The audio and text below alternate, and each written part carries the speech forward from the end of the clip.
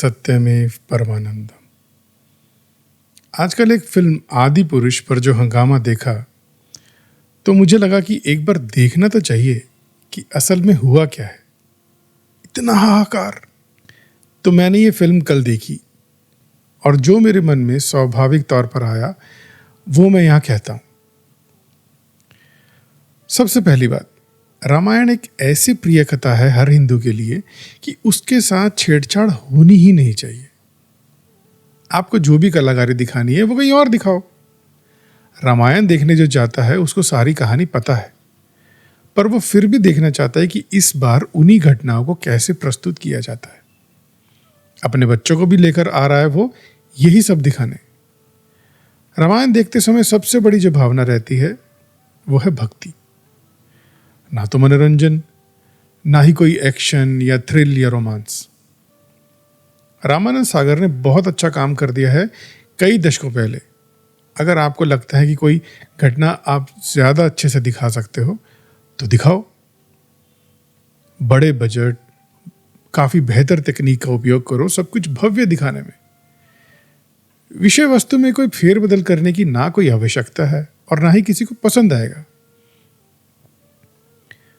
सब फिल्मकारों को तय कर लेना चाहिए कि रामायण चुना है तो भक्ति भाव से, बस। दूसरी कोई भावना किसी को पसंद नहीं। आप महाभारत में कुछ प्रयोग कर सकते हो, वहां पर छल, प्रपंच, राजनीति सब है। रामायण में केवल भक्ति है। वैसे देखा जाए तो इन्होंने भी राम, सीता, हनुमान के साथ कुछ विशेष छेड़छाड़ की भी नहीं।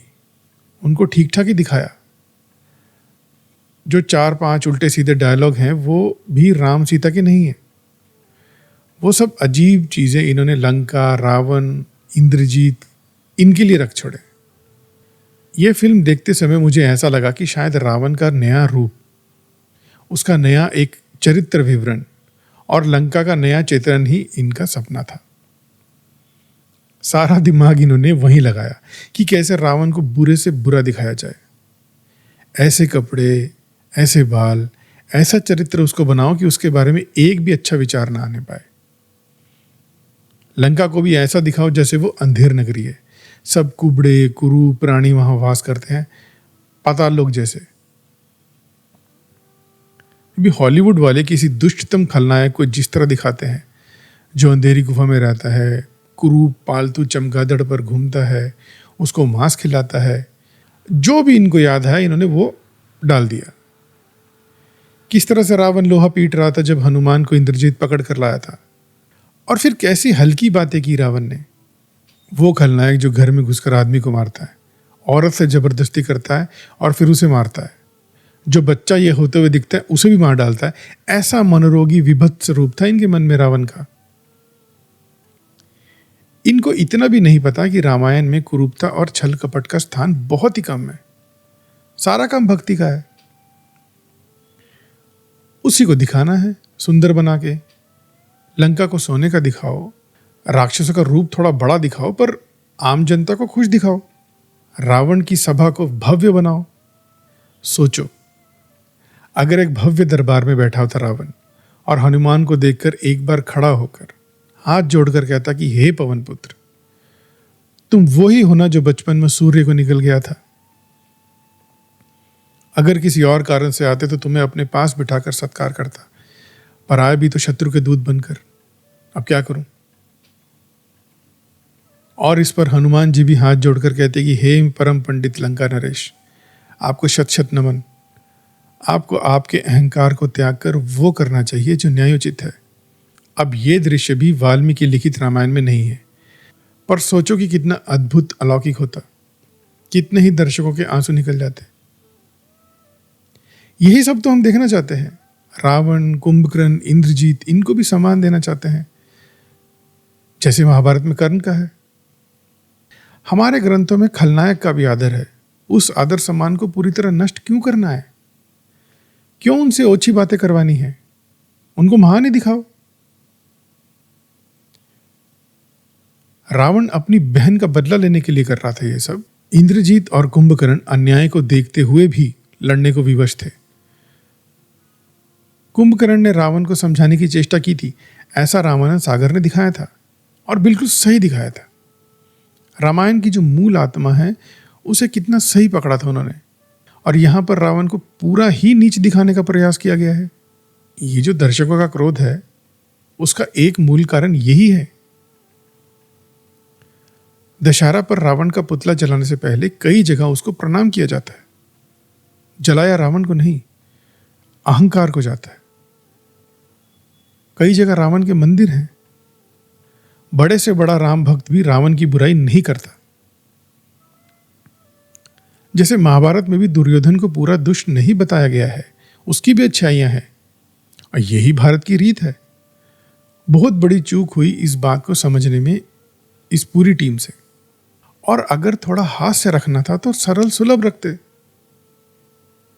मुझे एक रामलीला याद आती है, कई वर्षों पहले देखी हुई। उसमें थोड़ा रामायण को आधुनिक करने की कोशिश की गई थी।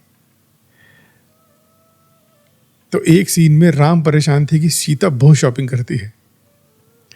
वो दशरथ से सलाह लेने गए तो दशरथ बोले कि ये तो कुछ भी नहीं, कैकई तो उससे कई गुना करती है। फिर एक सीन में रावण की एंट्री थी। वो झुंझलाते हुए कपड़े ठीक करता हुआ आया और बोला कि यार इनके पास रावण की कॉस्ट्यूम नहीं है, तो हनुमान की ही पहना के भेज दिया मेरे को। पीछे से हनुमान की आवाज आएगी, भाई जल्दी आ, अगला सीन मेरा है। सबको आनंद आ रहा था उस दिन। अब मजाक करना है तो ऐसा करो कि सबके मुंह पर मुस्कान आए। ऐसा क्या कि फूहड़ बातें करवा रहे हो सबसे। अब जैसा मैंने पहले भी कहा कि राम, सीता, लक्ष्मण और हनुमान के साथ इन्होंने ज्यादा छेड़छाड़ नहीं की, उतनी तो सद्बुद्धि थी इनमें। पर वहां ये दूसरी तरफ चले गए। पूरी रामायण में एक प्रसंग ऐसा है जहां लक्ष्मण ने एक ऐसा काम किया जो उचित नहीं लगता। अब शूर्पणखा ने प्रेम निवेदन किया तो उसकी नाक ही काट दी। ऐसे तो कुछ गलत नहीं किया था बेचारी ने।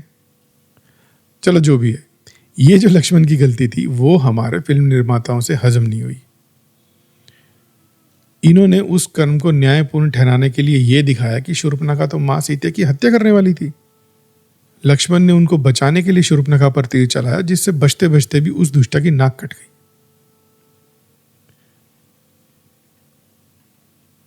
मतलब वो सीता को मारने वाली थी, उसको बचाते हुए लक्ष्मण से जल्दी में गलती से हो गया ये। और एक जगह है जहां राम ने ऐसा कुछ किया था जिसे न्याय संगत ठहराना कठिन है, और वह है बाली का छुप कर वध।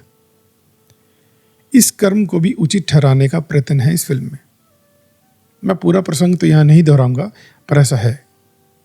शायद ये इसलिए किया गया कि श्री राम और लक्ष्मण के चरित्र को पूरी तरह से बेदाग किए बिना इन्हें पूरा चैन नहीं पड़ रहा था, पर इसकी आवश्यकता नहीं थी। जिस प्रकार हम रावण की अच्छाई को स्वीकार करते हैं, वैसे ही राम लक्ष्मण की उन गलतियों को भी हम स्वीकार करते हैं। इस तरह की लीपा पोती की आवश्यकता थी ही नहीं। बड़े बड़े नामों वाली ये फिल्म किसी नौसिखिए की बनाई लगती है, जिसने कुछ बहुत बड़ा करने की सोची, पर उसको साकार करने के लिए जो कला और तकनीक चाहिए वो उसके पास थी नहीं। वीएफएक्स के मामले में भारतीय सिनेमा अभी बहुत पीछे, पर भारतीय दर्शकों ने विश्व स्तर के वीएफएक्स देखे तो हुए ही। इनकी पूरी कोशिश के बाद भी जो उत्पाद सामने आया वो गुणवत्ता में हास्यपदी है। ऊपर से लगभग हर दृश्य हॉलीवुड की किसी फिल्म की नकल था, और वो सीन असल फिल्म में बहुत ही उत्कृष्ट था। यहां ये लोग कर ही नहीं पाए। फिर कलाकारों को ही ले लो। राम की भूमिका जिसने की उसको कुछ अभिनय करने का था ही नहीं, बस मुखमंडल पर विनम्रता और शांति रखनी थी, वो उन्होंने रखी, पर उनकी मूंछ बना दी। क्यों भाई, जरूरत क्या थी? बाकी सब अच्छा होता तो ये मूंछ भी कदाचित ठीक लगती, पर इस सारी खिचड़ी में वो भी आंखों को चुभती रही। सीता मां की भूमिका ठीक थी। सबसे बड़ी समस्या हुई लक्ष्मण और हनुमान के साथ। लक्ष्मण का चरित्र थोड़ा क्रोधी पर भाई भाभी के प्रेम में डूबे व्यक्ति का है। वो सब भावनाएं चेहरे पर लाने की क्षमता तो थी ही नहीं इस कलाकार में। पूरे समय बस मुख पर एक मूर्खतापूर्ण उलझन सी लिए घूमते रहिए। और बजरंग बली की तो बात ही क्या, उनका चरित्र तो वैसे राम से भी अधिक रोचक होना चाहिए। राम की भक्ति के साथ अपनी अपार शक्ति का आत्मविश्वास दिखना चाहिए उनके व्यक्तित्व में। और यहां इनके मुंह पर बस एक क्षमा प्रार्थी रोती हुई सी अभिव्यक्ति थी। इन सबसे अच्छा अभिनय तो सैफ अली खान ने किया। जो उसको करने को कहा गया वो तो उसने किया सही से। और भारतीय दर्शक भी देखो कितने समझदार हैं कि उसके अभिनय को कोई बुरा नहीं कह रहा। ये फिल्म देखकर मुझे बूम की याद आई, वो जिसमें अमिताभ बच्चन, जैकी श्रॉफ और कई बड़े नाम थे। या फिर राम गोपाल वर्मा की शोले। कुछ बड़ा करने के चक्कर में चारों खाने चित, दुनिया भर के सारे मसाले डाल के ऐसी खिचड़ी बनाई कि कुछ समझ ही नहीं आ रहा कि क्या खा रहे हैं। वो दोनों फिल्में तो बस पिट गई, लोगों ने अनदेखा अनसुना कर दिया। पर यहां तो आपने वो सारा गुड़ गोबर हमारे सबसे प्रिय कथानक के साथ किया है। अंत में मैं ये कहना चाहूंगा कि उतनी तो बुरी नहीं है ये फिल्म। हमारे प्यारे श्री राम का उपहास करने की चेष्टा तो मुझे नहीं लगी। हर जगह सुनकर यही लग रहा था कि इसमें हिंदू भावनाओं को ही ठेस पहुंचाई जा रही है, तो वैसा कुछ तो नहीं लगा मुझे। ये ठेस पहुंचाने नहीं चले थे, बस इतना नौसिखियापन था कि कोई बड़ी अजीबो गरीब चीज बन पड़ी। नाम इतने ज्यादा बड़े और दर्शन इतने ज्यादा छोटे। इतने अच्छे कलाकारों ने ये गलती की है कि ये गलती नहीं अपराध लग रहा है। बस इतनी बात है। और राम, हनुमान, रावण ये सब हमारे दिलों में है। इनके सम्मान को क्या कोई कम करेगा।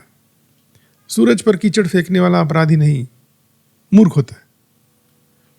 वो पूरा का पूरा कीचड़ खुद उस पर ही गिरता है आके। दर्शकों को तो श्री राम और ज्यादा प्रिय हो गए इस फिल्म को देखकर। इस फिल्म को टिकट खरीद के देखने का कोई मतलब नहीं। धन और समय का अपव्यय, ऊपर से माथा गर्म होगा सो अलग। किसी लायक नहीं है, ना हिट होने के और ना ही बॉयकॉट होने के। बस जल्दी से जल्दी अपने आप उतर जानी चाहिए सिनेमाओं से, और हमें भी श्री राम की तरह अपना दिल बड़ा करके इन्हें क्षमा कर देना चाहिए। और वैसे तो ये लोग क्षमा मांग नहीं रहे हैं, क्योंकि अपने मन से शायद इन्होंने कोई पाप किया ही नहीं। कई दिग्गज शामिल थे इस काम में, कोई तो विजन रहा होगा इनका, शायद आशय अच्छा रहा हो। पर अब जब इनको दिख रहा है कि लोग आहत हुए हैं तो विनम्रता से माफी मांग लो बस। सबसे क्यों झगड़ना। आप किसी बड़े होटल में गए, खाने में अजीब मिर्च मसाला हो जो आपको पसंद ना आए, तो होटल वाले झट से माफी मांग लेते हैं, कोई बहस नहीं करते। जितना बड़ा होटल उतनी जल्दी माफी। पर यहां तो ये लोग उल्टा दर्शकों की ही गलती निकाल रहे हैं। अरे तुम लोगों ने खीर में हल्दी हींग मिला दी, अब किसी को पसंद नहीं आ रही तो सबको समझा रहे हो कि हमने तो प्यार से डाली थी, कि सबको बड़ा मजा आएगा। अरे तुम लोगों ने रामायण को छेड़ा है, लोग सच में आहत हुए हैं। अब सिर नीचे करके सुन लो और हाथ जोड़कर माफी मांग लो। पता नहीं क्या चाहते हैं। बस आज के लिए इतना ही। आनंदः परमम सत्यम।